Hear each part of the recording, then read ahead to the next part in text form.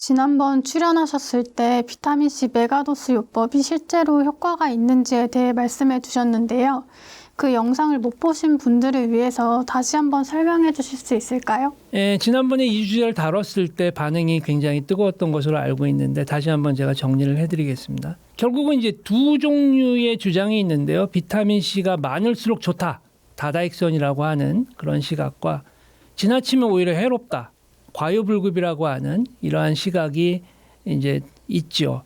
근데 과학적으로 어느 쪽이 맞을까라고 결론부터 말씀을 드리자면 이 둘은 언뜻 보기엔 반대되는 주장이라고 생각을 할 수 있는데 반대되는 게 아니라 각자 맞는 구간이 다르다라고 하는 것이 정답에 가깝다라고 할 수 있습니다. 그 이유는요. 첫 번째는 우리 몸이 비타민C를 받아들이는 양에는 천장이라고 하는 게 있습니다. 우리가 영어로는 셀링 포인트라고 하는데요. 비타민C는 장에서 무한정으로 흡수가 되지 않습니다.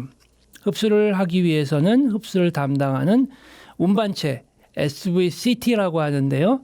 이 수가 정해져 있기 때문에 우리가 200mg을 섭취했을 땐 흡수율이 거의 100%에 가깝다라고 알려져 있지만 한 알 1000mg을 드시면은요 절반 정도만 흡수가 되고 그 이상을 드시게 되면 흡수율이 20% 아래로 뚝 떨어지고 나머지는 상당수가 소변으로 그냥 배출이 된다고 알려져 있습니다. 그리고 비타민C는 혈중 농도에서 보면 일정 수준에서는 포화가 되거든요. 그러니까 그 이상은 올리고 싶어도 잘 안 올라갑니다. 그게 경구로 먹었을 때와 또 정맥 주사를 맞았을 때도 또 다 다르고요. 그래서 일부에서는 비타민C를 많이 먹어도 흡수되고 남은 것이 장을 지나고 방광에 소변이 차게 되면 소변 속에서 머무르면서 장 상피와 방광 상피에 좋은 효과를 낸다라고 하는 얘기들이 있는데요. 그거에 대해서 말씀을 드리자면 고용량 비타민C는 일부가 장의 우리가 내강해라고 하죠. 안쪽과 그다음에 소변을 통한 그 요로의 상피 여기에 이제 노출이 될 수가 있고 이 노출이 항산화적인 작용을 하고 그다음에 상피에 보호적인 효과를 일부 가질 가능성은 있습니다. 근데 정상인에서 고용량이 장상피와 방광상피에 임상적으로 뚜렷한 이득을 준다는 근거는 아직까지는 좀 제한적입니다. 그러니까 장상피 쪽은 일부 생물학적인 개연성이 어느 정도는 있다라고 인정이 되는 부분이 있고 그리고 장상피의 어떤 손상 상황에서도 회복하는 데 더 의미가 있을 수 있다라는 부분에 대해서도 개연성은 있습니다. 근데 반면에 방광상피에 좋다는 말은 현재로서는 좀 더 신중해야 될 필요가 있고요. 임상적으로도 이거에 대한 근거라든지 그다음에 일반인에게 확정적으로 말하기에는 좀 근거가 약하다라고 말씀을 드릴 수가 있습니다. 그러면 이제 질문을 하시는 게 그럼 메가도즈가 무의미하냐라고 물어보실 수가 있거든요. 근데 그건 꼭 그렇지 않습니다. 정맥 주사로 고용량을 맞게 될 경우에는 얘기가 달라집니다. 우리가 경구로 섭취를 하는 것과 정맥 주사의 차이점은요.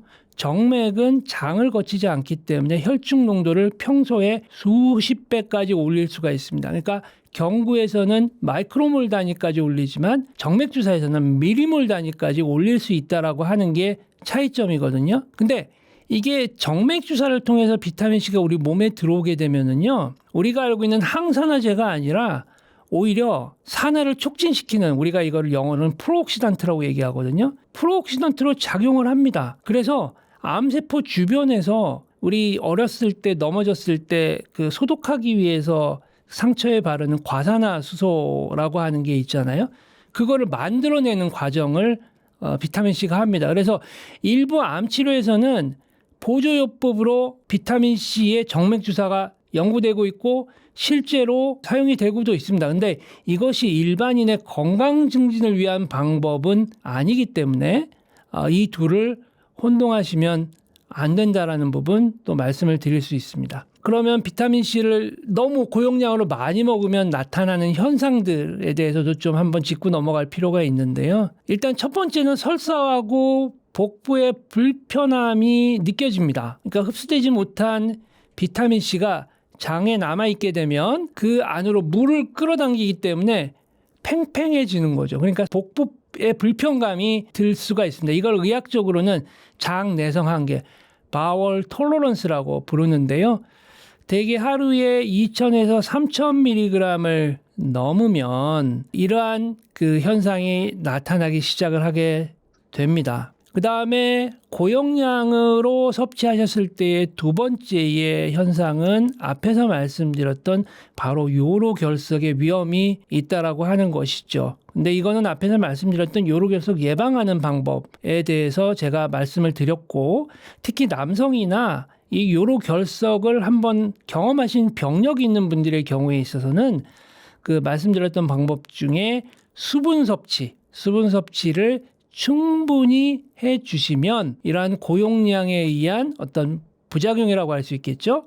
이러한 요로결석을 충분히 예방을 할 수가 있습니다. 그 다음에 이 고용량의 그 메가도즈 비타민 C는 일단 철 과잉인 분들한테는 주의가 필요합니다. 왜냐하면 비타민 C가 철 흡수를 촉진하거든요. 그래서 혈색소증이라고 하는 질환이 있는데요. 이게 대표적인 철이 너무 넘쳐나는 과잉 질환인데, 이 경우에 있어서는 고용량 비타민 C의 섭취가 오히려 좀 안 좋을 수가 있기 때문에 이런 분들은 좀 조심을 하셔야 되는데, 하루에 우리가 먹는 200에서 500mg 정도의 비타민 C 정도면은요, 건강한 성인에게는 충분히 의미 있는 그러한 양이고, 그다음에 특별한 이유 없이 하루에 2,000mg 이상을 드시게 되는 그러한 경우가 없다면 이러한 그 비타민 C에 의한 어떤 부작용이나 어떤 안 좋은 그런 현상들을 미연에 예방을 할 수가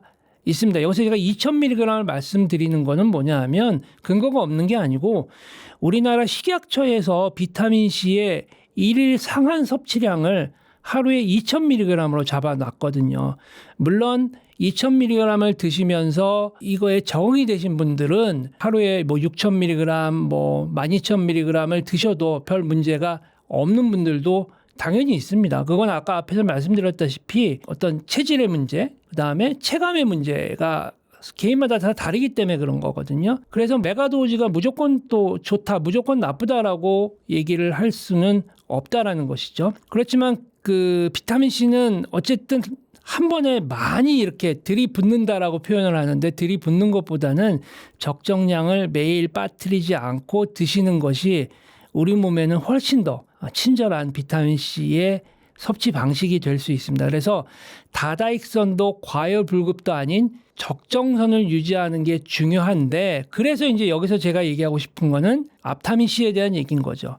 왜냐하면 앞타민 C가 가지는 장점이 우리 체내에서 오래 지속이 되면서 흡수와 관련한 흡수 채널 단백질인 SVCT의 발현을 높이면서 이 적정선을 잘 유지해 준다라고 하는 것이 지금까지의 연구 결과이기 때문에, 그래서 고용량의 비타민 C 메가도즈를 하시고자 하는 분들은 비타민 C 자체 일반 비타민 C를 드시는 것도 좋지만 보다 효과적으로 이러한 그 흡수 채널의 어떤 증가나 이런 걸 통해서 적정성을 유지한다라는 측면에서는 앞타민 C도 좋은 선택지다라고 제가 말씀을 드리고 싶습니다.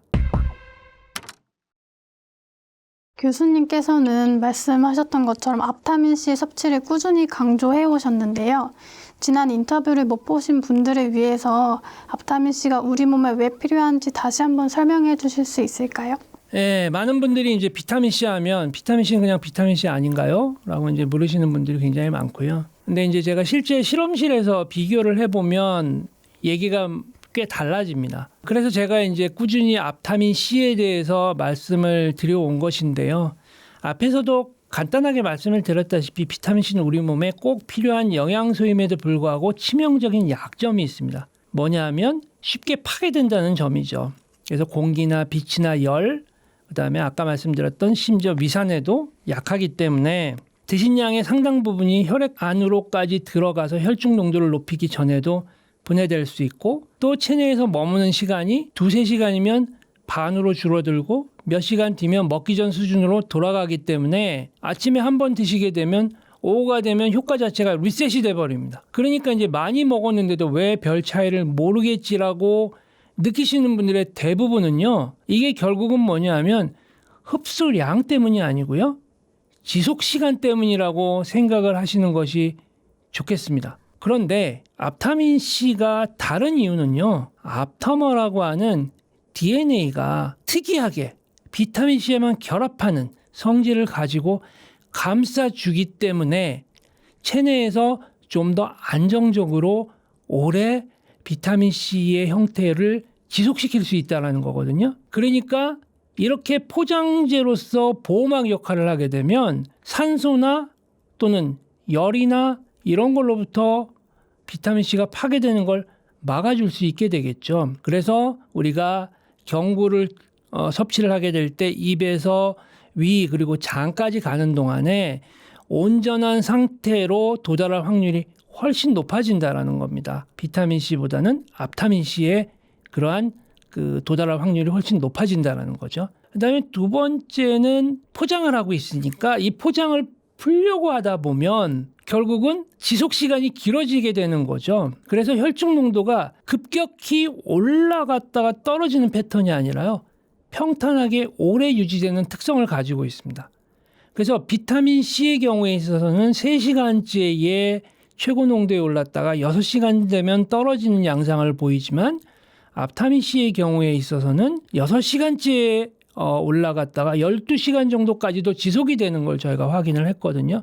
그러니까 결국은 뭐냐 하면 비타민C가 우리 몸속에서 일하는 시간이 길어진다는 겁니다. 그리고 이러한 동일한 조건 안에서 결국은 앞타민C는 비타민C에 비해서 산화 환경에서 오랫동안 버틸 수 있다는 거죠. 추가적으로 그러면 세포 안에 얼마나 오래 머무나라고 관찰을 해봤더니 앞타민C가 비타민C에 비해서 더 의미 있게 안정적이고 더 오래 유지되는 결과를 확인을 했습니다. 이거는 저희가 세포 실험, 동물 실험 그리고 건강한 정상인을 대상으로 한 임상 실험에서도 저희가 확인을 한 거거든요.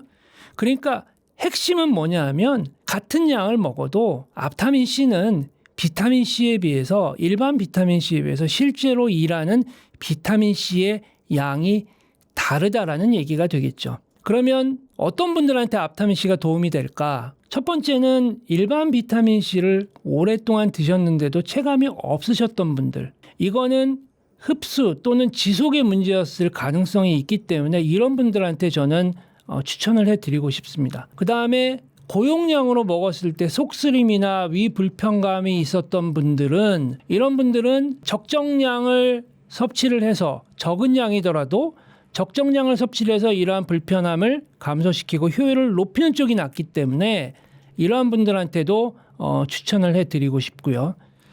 그 다음에 이게 앞타민C는 아침에 한 알, 저녁에 한 알, 하루에 2알 정도 제가 드시라고 말씀을 드리는데 하루에 여러 번 챙겨 드시기 어려운 분들. 그래서 이게 지속 시간이 길기 때문에 복용 횟수의 부담이 줄어듭니다.